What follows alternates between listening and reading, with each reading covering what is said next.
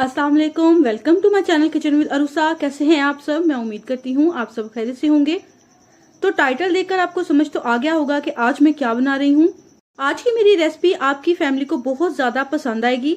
बहुत ही ज़्यादा झटपट और आसानी से बन जाती है और खाने में तो इसका इतना ज़्यादा टेस्ट लाजवाब होगा कि आपकी फैमिली वाले आपसे बार बार फरमाइश पर ये रेसिपी आपसे बनवाएंगे। तो रेसिपी अगर आपको अच्छी लगे तो इसको लाइक ज़रूर कीजिएगा।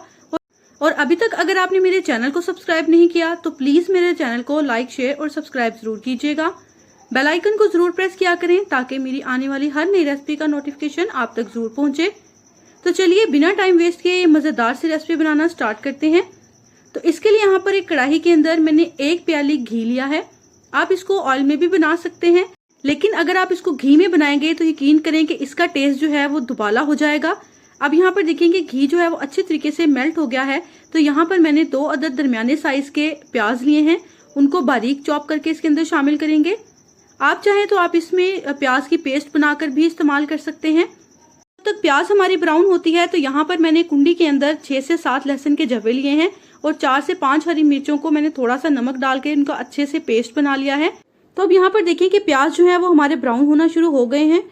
प्याज हमने बहुत ज्यादा ब्राउन नहीं करने, बस हल्का सा जब इनमें गोल्डन कलर आना शुरू हो जाएगा तो जो लहसुन और हरी मिर्चों का पेस्ट हमने बनाया है वो इसके अंदर शामिल कर देंगे। बहुत ही मजेदार से इसका फ्लेवर आएगा। अब इसको हमने तकरीबन 1 से 2 मिनट के लिए अच्छे तरीके से भून लेना है ताकि लहसुन का कच्चापन खत्म हो जाए। अब यहाँ पर देखें कि लहसुन जो है वो थोड़ा सा ब्राउन होना शुरू हो गया है। तो 1 अदद बड़े साइज का टमाटर इसमें बारीक काट कर शामिल करेंगे। टमाटर शामिल करने के बाद इसको हमने 3 से 4 मिनट के लिए अच्छे तरीके से भून लेना है। अब यहाँ पर मैं इसमें थोड़ा सा पानी शामिल करूंगी ताकि टमाटर जो है वो अच्छे तरीके से सॉफ्ट हो जाएं। तकरीबन 1/4 कप इसके अंदर पानी जो है वो मैं शामिल करूंगी ताकि टमाटर जो है वो अच्छे से सॉफ्ट हो जाएं। तो अब यहाँ पर देखें कि मैंने इसमें पानी शामिल किया है और इसको तकरीबन 1 से 2 मिनट के लिए हम ऐसे ही पकाएंगे ताकि टमाटर पानी में अच्छे से सॉफ्ट हो जाएं। अब यहाँ पर देखें कि 3 से 4 मिनट में टमाटर जो है वो हमारे सॉफ्ट हो गए हैं। तो चम्मच की मदद से हम इसको अच्छे तरीके से मैश कर लेंगे। अब यहाँ पर देखें कि टमाटर अच्छे से मैश हो गए हैं। तो इसमें मैंने आधा चम्मच नमक शामिल किया है, क्योंकि मैंने लहसुन और हरी मिर्चों को पीसते हुए भी नमक शामिल किया था। तो आप इसमें टेस्ट के मुताबिक ही शामिल करिएगा। अब आधा चम्मच इसमें हल्दी पाउडर शामिल करेंगे, आधा चम्मच ही इसमें गरम मसाला पाउडर शामिल करेंगे, 1 चम्मच इसके अंदर सुर्ख मिर्च पाउडर शामिल करेंगे और 1 चम्मच ही इसके अंदर धनिया पाउडर शामिल करेंगे। मसाले शामिल करने के बाद इसको हम 1 से 2 मिनट के लिए अच्छे से पका लेंगे। अब यहाँ पर देखेंगे मैंने 1 किलो कीमा लिया है।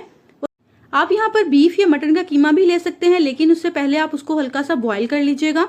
कीमा शामिल करने के बाद इसको हम 5 से 6 मिनट के लिए अच्छे तरीके से भून लेंगे। चिकन के कीमे में कुकिंग प्रोसीजर जो है वो बहुत ज्यादा नहीं होता, तकरीबन 8 से 10 मिनट में ये पककर तैयार हो जाता है। हमने इसको अच्छे तरीके से भूनना है ताकि भुनाई के दौरान ही कीमा जो है वो अच्छे तरीके से सॉफ्ट हो जाए। अब यहाँ पर देखें कि इसको मुझे भूनते हुए तकरीबन 7 से 8 मिनट हो गए हैं। तो ऑयल अच्छे तरीके से सेपरेट हो गया है और कीमे का जो थोड़ा बहुत पानी था वो भी अच्छे से ड्राई आउट हो गया है और उसी पानी में कीमा हमारा अच्छे से सॉफ्ट भी हो गया है। अब इसको ढककर हम 5 से 6 मिनट के लिए बिल्कुल हल्की आंच पर दम लगा देंगे। तो देखिए अल्हम्दुलिल्लाह से कितनी जल्दी हमारा कीमा जो है वो बनकर तैयार हो गया है और खाने में तो इतना ज्यादा इसका टेस्ट लाजवाब है कि आप इसको एक बार अपने घर वालों को खिलाएंगे तो यकीन करें कि आपके फैमिली मेंबर्स इस रेसिपी के फैन हो जाएंगे। आप इसको सुबह सुबह नाश्ते में पराठों के साथ सर्व करें, यकीन करें कि बहुत ज्यादा ये लाजवाब लगेगा। तो रेसिपी अगर आपको अच्छी लगे तो इसको लाइक जरूर कीजिएगा और मेरे चैनल को सब्सक्राइब जरूर कीजिएगा। अल्लाह हाफिज।